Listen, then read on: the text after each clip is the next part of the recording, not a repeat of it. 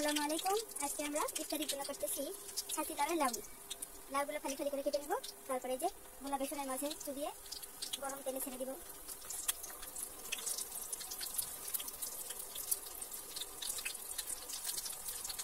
অনেক মজাদার একটা রেসিপি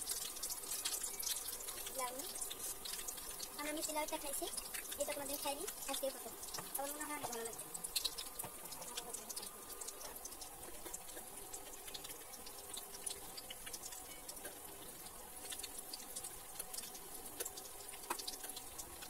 কিছুক্ষণ হয়ে যাওয়ার পর এভাবে উল্টে পাল্টে দিতে হবে। তেলের মধ্যে ভালোভাবে সাদা কাটুন।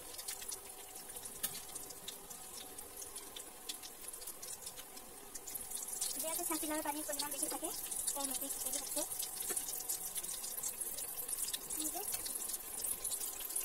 অবশেষে কাঙ্ক্ষিত রং চলে এসেছে। ভাজা হয়ে গেছে। একটা শাকের সাহায্যে আমরা উঠাই দেব।